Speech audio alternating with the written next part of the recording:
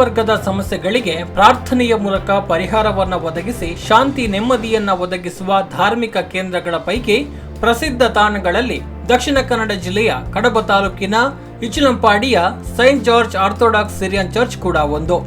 ಮಂಗಳೂರು ಬೆಂಗಳೂರು ರಾಷ್ಟ್ರೀಯ ಹೆದ್ದಾರಿಯ ನಡುವೆ ಸಿಗುವ ನೆಲ್ಯಾಡಿಯಿಂದ ಕೇವಲ 9 ಕಿಲೋಮೀಟರ್ ದೂರದಲ್ಲಿರುವ ಈ ಚರ್ಚ್ ನಿತ್ಯ ಪ್ರವಾಸಿಗರನ್ನ ಭಕ್ತಾದಿಗಳನ್ನ ತನ್ನತ್ತ ಸೆಳೀತಾ ಇದೆ. ಈ ಮೂಲಕ ಪ್ರಮುಖ ಶ್ರದ್ಧಾ ಕೇಂದ್ರವಾಗಿ ಗುರುತಿಸಿಕೊಂಡಿದೆ. ವಿಶಾಲವಾದ ಪ್ರವೇಶ ದ್ವಾರ, ಸುಂದರ ಧ್ವಜಸ್ತಂಭ, ಸಂತ ಜಾರ್ಜರ ಪ್ರಾರ್ಥನಾ ಕೇಂದ್ರ, ಚರ್ಚ್ ಕಟ್ಟಡಗಳು ಅತ್ಯಾಕರ್ಷಕವಾಗಿ ನಿರ್ಮಾಣಗೊಂಡಿದ್ದು ಭಕ್ತಾದಿಗಳನ್ನ ಸ್ವಾಗತಿಸುತ್ತದೆ.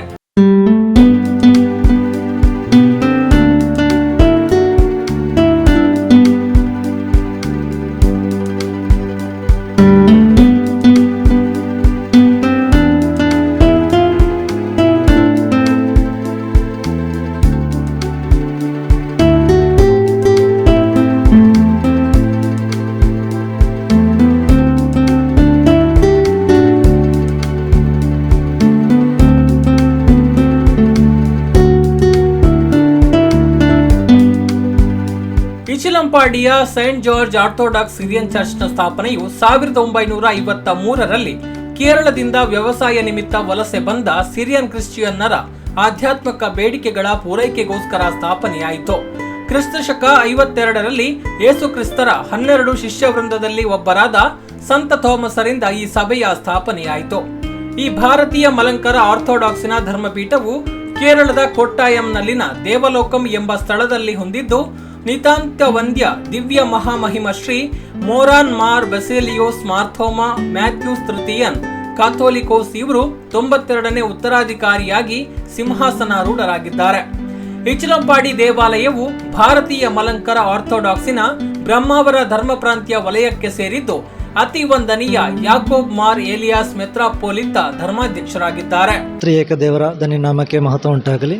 1953ರಲ್ಲಿ ಇಚಲಂಪಾಡಿಯ ಈ ಸಣ್ಣ ಗ್ರಾಮದಲ್ಲಿ ಸಂತ ಜಾರ್ಜರ ಹೆಸರಿನಲ್ಲಿ ಸ್ಥಾಪಿತವಾಗಿರುವಂತಹ ಈ ದೇವಾಲಯವು ಕಳೆದ 69 ವರ್ಷಗಳಿಂದಲೂ ಇಚಲಂಪಾಡಿ ಹಬ್ಬ ಎಂದೇ ಪ್ರಸಿದ್ಧವಾಗಿರುವಂತಹ ಸಂತ ಜಾರ್ಜರ ಹಬ್ಬವು ಪ್ರತಿ ವರ್ಷ ಮೇ ತಿಂಗಳ 1ನೇ ತಾರೀಕಿನಿಂದ 7ನೇ ತಾರೀಕಿನವರೆಗೆ ಅತಿ ವಿಜೃಂಭಣೆಯಿಂದ ಸಹಸ್ರಾರು ಜನಗಳ ಸನ್ನಿಧಿಯಲ್ಲಿ ಅವರ ಸಹಕಾರದೊಂದಿಗೆ ಇಲ್ಲಿ ನಡೆಯುತ್ತಾ ಇರುತ್ತದೆ. ಮುಖ್ಯವಾಗಿಯೂ ನಮಗೆ ನೋಡ್ಬೋದು, ಈ ದೇವಾಲಯಕ್ಕೆ ಆಗಮಿಸುವಾಗ ನಮ್ಮ ಆರ್ಚ್ ಅದೇ ಎಲ್ಲರನ್ನೂ ಸ್ವಾಗತಿಸುತ್ತಾ ಇರುತ್ತದೆ. ನಮ್ಮ ಸಂತ ಜಾರ್ಜರ ನಾಮದಲ್ಲಿ ಸ್ಥಾಪಿತವಾಗಿರುವಂತಹ ಈ ದೇವಾಲಯದಲ್ಲಿ ಕಳೆದ 69-70 ವರ್ಷದಿಂದ ಒಂದು ಸಣ್ಣ ಗೇಟ್ ಆಗಲಿ ಸೆಕ್ಯೂರಿಟಿ ಆಗಲಿ ಯಾರೂ ಕೂಡ ಇಲ್ಲ. ಜಾತಿ ಮತ ಭೇದವಿಲ್ಲದೆ ಎಲ್ಲರಿಗೂ ಇದಕ್ಕೆ ಅವಕಾಶವಿದೆ. ಬಂದು ದೇವರಲ್ಲಿ ಪ್ರಾರ್ಥನೆಗಳನ್ನು ಮಾಡಿ ತಮ್ಮ ಹರಕೆ ಕಾಣಿಕೆಗಳನ್ನು ಸಲ್ಲಿಸಲು ಬೇಕಾದಂತಹ ಅನುವು ನಾವು ಮಾಡಿಕೊಟ್ಟಿದ್ದೇವೆ. ಯಾಕಂದರೆ ಗೇಟೊಂದು ನಾವು ಇಟ್ಟಿದ್ದರೆ ಅಲ್ಲಿಗೆ ಜನರಿಗೆ ಬರುವಂತಹ ಆ ಒಂದು ಅಸೆಸ್ ಕಡಿಮೆ ಆಗ್ಬೋದು ಅಥವಾ ನಮ್ಮನ್ನು ತಡೆ ಹಾಕಿದಾಗಿ ಆಗ್ಬೋದು ಅಂತಹ ಒಂದು ಅನಿಸಿಕೆ ಆಗಿರ್ಬೋದು ಜನರಿಗೆ ಬರುವಂಥದ್ದು. ಆದ್ದರಿಂದ ಅಲ್ಲಿ ಯಾವುದೇ ಇದು ಬೇಡ, ಎಲ್ಲರೂ ಬಂದು ಜಾತಿ ಮತ ಭೇದವಿಲ್ಲದೆ ಅವರ ಹರಕೆ ಕಾಣಿಕೆಗಳನ್ನು ಮೇ 1ನೇ ತಾರೀಕಿನಿಂದ 7ನೇ ತಾರೀಕಿನವರೆಗೆ ಪ್ರಾರ್ಥನೆಯೊಂದಿಗೆ ಉಪವಾಸದೊಂದಿಗೆ ಅದನ್ನು ಸಲ್ಲಿಸ್ತಾ ಬರ್ತಾ ಒಂದು ವಾಡಿಕೆ ನಮ್ಮಲ್ಲಿ ರೂಢಿಯಲ್ಲಿದೆ. ಮೆರವಣಿಗೆ ಹೋಗುವ ಟೈಮಲ್ಲಿ ನೀವು ನೋಡಿದರೆ ಗೊತ್ತಾಗ್ಬೋದು, ಮೊಣಕಾಲೂರಿ ನಡೆಯುವವರು, ತಲೆ ಮೇಲೆ ಕಲ್ಲಿಟ್ಟುಕೊಂಡು ಹೋಗುವವರು, ಇದೆಲ್ಲ ನಾವು ಮಾಡಿದಂತಲ್ಲ. ಜನರು ಅವರ ವಿಶ್ವಾಸದಿಂದ ಅವರಿಗೆ ಒಂದೊಂದು ತೊಂದರೆಗಳು ಅಥವಾ ಪ್ರಯಾಸಗಳು ಬರುವಾಗ ಅವರೇ ಮಾಡಿದಂತಹ ಒಂದು ವಾಡಿಕೆಯಾಗಿದೆ.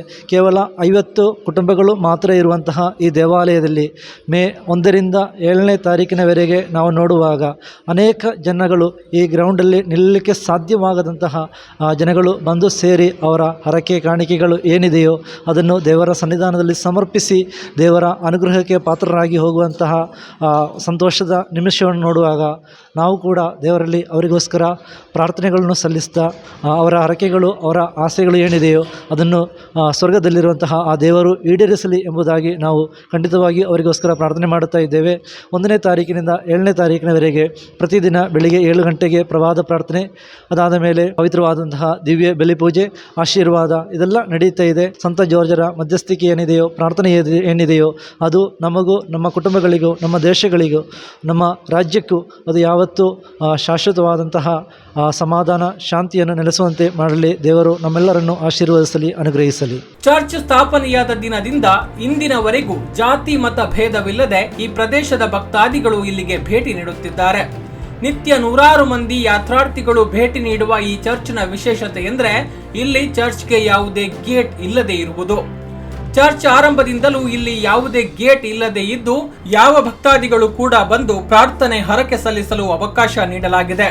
ಜೊತೆಗೆ ಇಲ್ಲಿ ವಿವಿಧ ತೆರನಾದ ಕಾಣಿಕೆಗಳನ್ನು ಸಲ್ಲಿಸುವುದು, ಶಿಲುಬೆ ಹಿಡಿದು ಮೆರವಣಿಗೆ ಹೋಗುವುದು, ಉರುಳು ಸೇವೆ, ಮೊಣಕಾಲ ಮೇಲೆ ನಡೆಯುವುದು, ಮೇಣದ ಬತ್ತಿ ಉರಿಸುವುದು, ಕೋಳಿ ಹಾಗೂ ಅಪ್ಪವನ್ನ ಹರಕೆಯಾಗಿ ತರುವುದು, ಮಕ್ಕಳನ್ನು ದೇವರ ಮುಂದೆ ಸಮರ್ಪಿಸಿ ಪ್ರಾರ್ಥಿಸುವುದು, ವಿವಿಧ ಬಗೆಯ ಆರೋಗ್ಯ ಸಮಸ್ಯೆಗಳಿಂದ ಕಾಡ್ತಾ ಇರುವ ಮಕ್ಕಳನ್ನ ಸಮರ್ಪಿಸಿ ಪ್ರಾರ್ಥಿಸುವುದು, ದೇವಾಲಯದ ಆರಾಧನೆಗೆ ಬೇಕಾದ ವಸ್ತುಗಳನ್ನು ನೀಡುವುದು, ದಿವ್ಯ ಬಲಿಪೂಜೆಗೆ ಹಾಗೂ ಇತರ ಪ್ರಾರ್ಥನೆಗೆ ಹೆಸರನ್ನು ನೀಡುವುದು, ವಿವಿಧ ತೆರನಾದ ಸಮಸ್ಯೆಗಳಿಗೆ ತದರೂಪವನ್ನು ನೀಡಿ ಪ್ರಾರ್ಥಿಸುವುದು ಮುಂತಾದ ಹರಕೆಗಳನ್ನ ಪ್ರಧಾನವಾಗಿ ಇಲ್ಲಿ ಸಲ್ಲಿಸಲಾಗುತ್ತದೆ. ಹರಕೆ ಕಾಣಿಕೆಗಳ ಬಗ್ಗೆ ಹೇಳುವುದಾದರೆ ಪ್ರಧಾನವಾಗಿಯೂ ಇಲ್ಲಿ ಜನರು ಕೋಳಿ ಹರಕೆಯನ್ನು ತುಂಬ ಜಾಸ್ತಿಯಾಗಿ ಮಾಡುತ್ತಾ ಇರುತ್ತಾರೆ. ಅದು ಕೂಡ ನಾಟಿ ಕೋಳಿಯನ್ನು ಜನರು ತಮ್ಮ ಮನೆಯಲ್ಲಿ ಸಾಕಿ ಬೆಳೆಸಿ ಅದನ್ನು ದೇವಾಲಯಕ್ಕೆ ಸಮರ್ಪಿಸುವಂತಹ ರೂಢಿಯು ಈಗಲೂ ಚಾಲ್ತಿಯಲ್ಲಿ ಇದೆ. ಎಲ್ಲ ಮನೆಯವರು ಇಲ್ಲಿ ಬರುವಂತಹ ಎಲ್ಲರೂ ದೇವರಿಗೆ ಕೋಳಿ ಹರಕೆಯನ್ನು ತಂದುಕೊಡ್ತೇವೆ. ನಾವು ಆ ಕೋಳಿಯನ್ನು ಪದಾರ್ಥವಾಗಿ ಮಾಡಿ ಪ್ರಸಾದ ರೂಪದಲ್ಲಿ ಜನರಿಗೆ ಕೋಳಿ ಮತ್ತು ಅಪ್ಪಂ ಹರಕೆ ಎಂಬಂತಹ ರೀತಿಯಲ್ಲಿ ನಾವು ಅವರಿಗೆ ಕೊಡುತ್ತಾ ಇದ್ದೇವೆ. ಅದೇ ರೀತಿ ಜನರು ತಮ್ಮ ರೋಗಶಾಂತಿಗಾಗಿ ಒಬ್ಬೊಬ್ಬರು ಒಂದೊಂದು ರೀತಿಯ ಹರಕೆಗಳನ್ನು ಹೇಳುತ್ತಾರೆ. ಪ್ರಧಾನವಾಗಿಯೂ ಅದರಲ್ಲಿ ಉರುಳು ಸೇವೆ ಬರುತ್ತದೆ, ಮೊಣಕಾಲೂರಿ ನಡೆಯುವಂಥದ್ದು ಬರ್ತದೆ, ಮೆರವಣಿಗೆಯ ಸಮಯದಲ್ಲಿ ತಲೆಯ ಮೇಲೆ ಕಲ್ಲಿಟ್ಟುಕೊಂಡು ಹೋಗುವಂಥದ್ದು. ಅದೇ ರೀತಿ ಅನೇಕ ಕಾಣಿಕೆಗಳು ಚರ್ಚಿನ ಹೊರಗಡೆ ಮತ್ತು ಒಳಗಡೆ ಅನೇಕ ಹರಕೆ ಕಾಣಿಕೆಗಳು ಶಿಲುಬೆ ಹಿಡಿದುಕೊಂಡು ಶಿಲುಬೆ ತೊಟ್ಟಿಗೆ ಅದು ಸುತ್ತು ಬರುವಂತಹ ಹರಕೆ. ಅದೇ ರೀತಿ ಅನೇಕ ಹರಕೆ ಕಾಣಿಕೆಗಳನ್ನು ಜನರು ತಮ್ಮ ಅನುಗ್ರಹಕ್ಕೋಸ್ಕರ ದೇವರಲ್ಲಿ ಸಮರ್ಪಿಸುತ್ತಾ ಇರುತ್ತಾರೆ. ಅದೇ ರೀತಿ 1ನೇ ತಾರೀಕಿನಿಂದ 6ನೇ ತಾರೀಕಿನವರೆಗೆ ದೇವಾಲಯದ ಒಳಗೆ ಭಜನೆ ಕೂರುವಂತಹ ಒಂದು ವಾಡಿಕೆಯು ನಮ್ಮಲ್ಲಿ ಕಂಡುಬರುತ್ತದೆ. ಅದು ಜನರು ಅವರ ಸಮಸ್ಯೆಗಳೇನಿದೆ ಧ್ಯಾನಾತ್ಮಕವಾಗಿ ದೇವರೊಂದಿಗೆ ತಮ್ಮ ಸಮಸ್ಯೆಗಳನ್ನು ಹೇಳಿಕೊಂಡು ಅದಕ್ಕೆ ಪರಿಹಾರವನ್ನು ಅವರು ಯಾಚಿಸುವಂಥದ್ದು. ಅದೇ ರೀತಿ ಈಗಲೂ ನೀವು ಚರ್ಚೆಗೆ ನೋಡ್ಬೋದು. ಹಾಗೆ ದೇವರ ವಚನಗಳಲ್ಲಿ ಧನ್ಯರಾಗಿದ್ದುಕೊಂಡು ಧ್ಯಾನಾತ್ಮಕವಾಗಿ ದೇವರೊಂದಿಗೆ ಅವರು ಬೆರೆಯುವಂತಹ ಆ ರೀತಿ ಅದನ್ನು ಭಜನೆ ಕೂರುವಂಥದ್ದೆಂದು ನಾವು ಹೇಳ್ತೇವೆ. ಅವರು ದೇವರು ಮತ್ತು ಅವರು ಮಾಡುವಂತಹ ಒಂದು ಸಂಸರ್ಗ ಏನಿದೆಯೋ ಅದು ಅವರ ಜೀವನದಲ್ಲಿ ಅನೇಕ ಅನುಗ್ರಹಗಳಿಗೆ ಪ್ರಾರ್ಥನೆಗಳಿಗೆ ಅದು ಪಾತ್ರವಾಗಿರುತ್ತದೆ. ಅದೇ ರೀತಿ ಅನೇಕ ಕಾಣಿಕೆಗಳು ನಿಮಗೆ ಅದು ನೋಡಲಿಕ್ಕೆ ಸಾಧ್ಯವಾಗುತ್ತದೆ. ಈ ಗರ್ಜೆಯಲ್ಲಿ ಬರುವಾಗ ಮಾತ್ರ ಅದನ್ನು ನೋಡಲಿಕ್ಕೆ ಸಾಧ್ಯವಾಗ್ತದೆ. ಇನ್ನು ಚರ್ಚ್ನಲ್ಲಿ ವಾರ್ಷಿಕ ಹಬ್ಬವು ನಡೆಯುತ್ತಿದ್ದು ಇದು ಇಚಿಲಂಪಾಡಿ ಹಬ್ಬವೆಂದೇ ಪ್ರಸಿದ್ಧಿ ಪಡೆದಿದೆ. ಪ್ರತಿ ವರ್ಷ ಮೇ 1ರಿಂದ ಆರಂಭವಾಗಿ ಮೇ 6 ಹಾಗೂ 7ರಂದು ವಿಜೃಂಭಣೆಯಿಂದ ಹಬ್ಬವು ಆಚರಿಸಲ್ಪಡುತ್ತಿದ್ದು ಮೇ 1ರ ದಿವ್ಯ ಬಲಿಪೂಜೆಯ ನಂತರ ಧ್ವಜಾರೋಹಣದ ಮೂಲಕ ಈ ಐತಿಹಾಸಿಕ ಹಬ್ಬ ಪ್ರಾರಂಭಗೊಂಡು ಪ್ರತಿದಿನ ದಿವ್ಯ ಬಲಿಪೂಜೆಯ ನಂತರ ಧ್ಯಾನ ಪ್ರಾರ್ಥನೆ ನಿರಂತರವಾಗಿ ನಡೆಯುತ್ತದೆ. ಮೇ 6ರಂದು ಸಂಧ್ಯಾ ಪ್ರಾರ್ಥನೆ ಹಾಗೂ ಮೆರವಣಿಗೆ ಹಾಗೂ ಮೇ 7ರಂದು ದಿವ್ಯ ಬಲಿಪೂಜೆ ಧರ್ಮಾಧ್ಯಕ್ಷರುಗಳ ನೇತೃತ್ವದಲ್ಲಿ ನಡೆಯುತ್ತದೆ. ಸಹಸ್ರಾರು ಸಂಖ್ಯೆಯಲ್ಲಿ ಆಗಮಿಸುವ ಭಕ್ತಾದಿಗಳಿಗೆ ಮಧ್ಯಾಹ್ನದ ಭೋಜನವನ್ನು ನೀಡಲಾಗುತ್ತದೆ. ದಿವ್ಯ ಬಲಿಪೂಜೆಯ ನಂತರ ಹರಕೆಗಳ ನೆರವೇರಿಸುವಿಕೆ ಪ್ರಾರಂಭವಾಗುತ್ತದೆ. ತದನಂತರ ಏಲಂ ಮೆರವಣಿಗೆ ಹಾಗೂ ಆಶೀರ್ವಾದದೊಂದಿಗೆ ಮುಕ್ತಾಯವಾಗುವ ಹಬ್ಬದಲ್ಲಿ ಭಕ್ತ ವೃಂದಕ್ಕೆ ಪ್ರಸಾದ ರೂಪವಾದ ಅಪ್ಪ ಹಾಗೂ ಕೋಳಿ ಪದಾರ್ಥವನ್ನ ಎಲ್ಲರಿಗೂ ಹಂಚಲಾಗುತ್ತದೆ. ಕಳೆದ 2 ವರ್ಷಗಳಿಂದ ಕೋವಿಡ್ ಹಿನ್ನೆಲೆಯಲ್ಲಿ ನಡೆಯದೇ ಇದ್ದ ವಾರ್ಷಿಕ ಹಬ್ಬ ಈ ಬಾರಿ ಸಂಭ್ರಮ ಸಡಗರದಿಂದ ನಡೆಯುತ್ತಿದೆ. പിതാവും പുത്രനും പരിശുദ്ധ റൂഹായുമായ ത്രിയേക ദൈവത്തിന് തിരുനാമത്തനുസരിച്ച് കർത്താവിൽ പ്രിയരെ, കഴിഞ്ഞ 2 വർഷക്കാലമായി കോവിഡ്-19 പശ്ചാത്തലത്തിൽ നമുക്കെല്ലാവർക്കും ഒന്നിച്ചുകൂടി വന്ന് വിപുലമായ വിധത്തിൽ പെരുന്നാൾ ആചരിക്കുന്നതിന് സാധ്യമല്ലായിരുന്നു. ഇപ്പോഴേ കോവിഡ്-19 ആ ഗൗരവം കുറച്ച് കുറഞ്ഞിരിക്കുന്ന സാഹചര്യത്തിൽ കൂടുതൽ ആളുകൾക്ക് ഒത്തുചേർന്ന് പെരുന്നാൾ ആചരിക്കുവാൻ ഇടയാകുന്ന ആഗ്രഹിക്കുന്നു, വിശ്വസിക്കുന്നു. ഈ വർഷത്തെ പെരുന്നാൾ വിശുദ്ധ കുർബാനയോടുകൂടി ഈ കൊടിയേറ്റോടുകൂടി ആരംഭിച്ചിരിക്കുകയാണ്. 7-ാം തീയതിയാണ് ഇതിൻ്റെ സമാപനം. കൂടുതൽ ആളുകൾ ഈ പെരുന്നാൾ വന്ന് സംബന്ധിച്ച് അനുഗ്രഹം പ്രാപിപ്പാൻ ഇടയായിത്തീരട്ടെ എന്നും ഈ പെരുന്നാൾ സംബന്ധിക്കുന്ന മൂലം നമ്മുടെ ദൈവത്തിലുള്ള ഭക്തി ജാതിമത ഭേദമന്യേ ദൈവത്തിലുള്ള ഭക്തിയും ദൈവത്തിലുള്ള വിശ്വാസവും വിശുദ്ധന്മാരുള്ള മധ്യസ്ഥനുമൊക്കെയാണ് സാധിക്കുന്നത്. നമ്മുടെ ജീവിതത്തിൽ നാം കൂടുതൽ വിശുദ്ധിയിലും കൂടുതൽ സുഹൃതത്തിലും കൂടുതൽ സൽഗുണത്തിലും സ്നേഹത്തിലൊക്കെ വളർന്നു വരുവാൻ സംഗതിയായിത്തീരണം. ഈ പെരുന്നാൾ ഈ പള്ളിയുടെ അംഗങ്ങൾക്ക് വേണ്ടി മാത്രമല്ല, ജാതി മതഭേദമന്യേ ഒന്ന് ഒത്തുകൂടുന്നതിനും മതസൗഹാർദ്ദത്തിനും എല്ലാം ഇടയായിത്തീരും. അല്പമായും അധികമായി സംബന്ധിക്കുന്ന എല്ലാവരെയും ദൈവം വരാൻ വാഴ്ത്തി അനുഗ്രഹിക്കട്ടെ. നിങ്ങളുടെ ജീവിതത്തിലെ ബുദ്ധിമുട്ടുകളെ, ക്ലേശങ്ങളെ, പ്രയാസങ്ങളെ ദൈവം നമ്പുരാൻ മാറ്റിത്തരട്ടെ. പരിശുദ്ധ സഹദായുടെ പ്രാർത്ഥന കാവലും കോട്ടയുമായിരിക്കട്ടെ. എല്ലാവരെയും ദൈവം നമ്പുരാൻ ವಾಳ್ತಿ ಅನುಗ್ರಹಿಕಟ್ಟೆ. ಇಲ್ಲಿ ಹಬ್ಬದ ಸಂದರ್ಭದಲ್ಲಿ ಅನೇಕರು ಕೋಳಿಗಳನ್ನ ಇಷ್ಟಾರ್ಥ ಸಿದ್ಧಿಗಾಗಿ ಹರಕೆಯಾಗಿ ಒಪ್ಪಿಸುವುದು ಇಲ್ಲಿನ ಸಂಪ್ರದಾಯ. ಆದರೆ ಇಲ್ಲಿ ಹರಕೆಗಾಗಿ ತರುವ ಕೋಳಿಗಳನ್ನಾಗಲಿ ಅಥವಾ ಯಾವುದನ್ನಾಗಲಿ ಬಲಿ ನೀಡುವುದಿಲ್ಲ ಅಥವಾ ರಕ್ತ ಬಲಿಯ ಸಂಪ್ರದಾಯವು ಈ ಚರ್ಚ್ಗಿಲ್ಲ. ಇಲ್ಲಿ ಲಭಿಸುವ ಕೋಳಿಗಳನ್ನ ಬರುವ ಜನರಿಗೆ ಪದಾರ್ಥವಾಗಿ ಅಪ್ಪದೊಂದಿಗೆ ಹಬ್ಬದ ಪ್ರಸಾದ ರೂಪದಲ್ಲಿ ವಿತರಣೆ ಮಾಡುವ ಸಂಪ್ರದಾಯವಿದೆ. ದುಷ್ಟ ಶಕ್ತಿಗಳಿಂದ ರಕ್ಷಣೆಗಾಗಿ, ದೋಷ ನಿವಾರಣೆಗಾಗಿ, ಕೃಷಿಯಲ್ಲಿ ಕ್ರಿಮಿಕೀಟಗಳ ಬಾಧೆಯಿಂದ ಬಳಲುತ್ತಿರುವವರು, ಹವಾಮಾನ ವೈಪರೀತ್ಯಗಳಿಂದ ಕೃಷಿಯಲ್ಲಿ ಹಾನಿ ಎದುರಿಸುತ್ತಾ ಇರುವವರು, ಕೃಷಿ ಹಾನಿ ಸಂಭವಿಸಿದವರು, ಋಣಾತ್ಮಕ ಶಕ್ತಿಗಳಿಂದ ಬಳಲುತ್ತಿರುವವರು, ಕುಟುಂಬ, ಜೀವನ, ಉದ್ಯೋಗ, ವಾಣಿಜ್ಯ, ವ್ಯವಸಾಯಗಳಲ್ಲಿ ಸಮಸ್ಯೆಗಳು, ಅನ್ಯಾಯಗಳಿಂದ ಬಳಲುತ್ತಿರುವವರು, ನ್ಯಾಯಕ್ಕಾಗಿ ಕಳ್ಳ ಸುಳ್ಳರಿಂದ ಬೇಸತ್ತಿರುವವರು, ಶೈಕ್ಷಣಿಕ ಸಮಸ್ಯೆ ಅನುಭವಿಸುತ್ತಿರುವವರು, ಶೋಷಣೆಯಿಂದ ಸಂರಕ್ಷಣೆಗೆ, ಹೀಗೆ ನಾನಾ ವಿಧವಾದ ದೈನಂದಿನ ಜೀವನದಲ್ಲಿ ಎದುರಿಸುವ ಸಮಸ್ಯೆಗಳಿಗೆ ಹರಕೆ ಹೇಳಿಕೊಂಡು ಅದನ್ನ ಸಮರ್ಪಿಸುತ್ತಿದ್ದಾರೆ.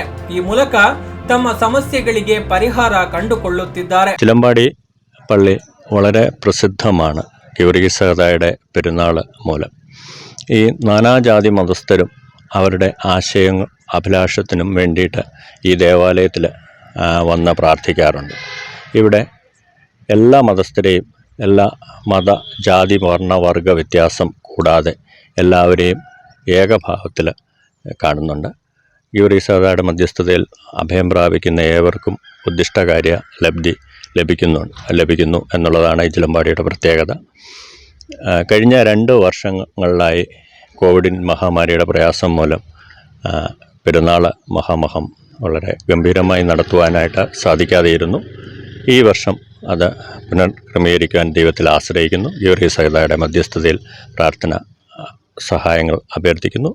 ഭക്തജനങ്ങൾ എല്ലാവരും നേർച്ച കാഴ്ചകളോടെ വന്ന് ഈ പെരുന്നാളിൽ സംബന്ധിച്ച് ഗീവർഗീസ് സഹദായുടെ അനുഗ്രഹം പ്രാപിപ്പാൻ ഏവരെയും കർത്തൃനാമത്തിൽ ട്രസ്റ്റി എന്ന നിലയിലും ഇടവകയ്ക്ക് വേണ്ടിയും ഇടവക ഭരണസമിതിക്ക് വേണ്ടിയും ഹാർദവമായി ಸ್ವಾಗತ ചെയ്തുകൊള്ളുന്നു, ಪ್ರಾರ್ಥಿക്കുന്നു. ಈ ದೇವಾಲಯದ ಸಂತ ಜಾರ್ಜರ ಹೆಸರಲ್ಲಿರುವ ವಾರ್ಷಿಕ ಹಬ್ಬ.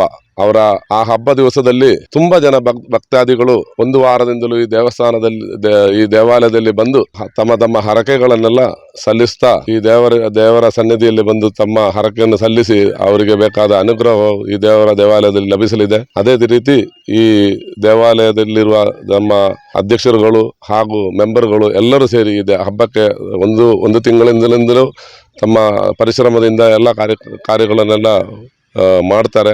ತಮ್ಮ ಹರಕೆಗಳನ್ನೆಲ್ಲ ಸಲ್ಲಿಸುವವರಿಗೆ ಬೇಕಾದ ವ್ಯವಸ್ಥೆಗಳನ್ನು ಮಾಡ್ತಾರೆ. ಅದೇ ರೀತಿ ದಿವ್ಯ ಬಲಿ ಪೂಜೆ ಬೆಳಗಿನ ಟೈಮಲ್ಲಿ 7 ಗಂಟೆಯಿಂದ 9 ಗಂಟೆ ತನಕ ಇರುತ್ತದೆ. ತದನಂತರ ಉಪಹಾರ, ಮಧ್ಯಾಹ್ನದ ಭೋಜನಗಳು ಇರುತ್ತದೆ.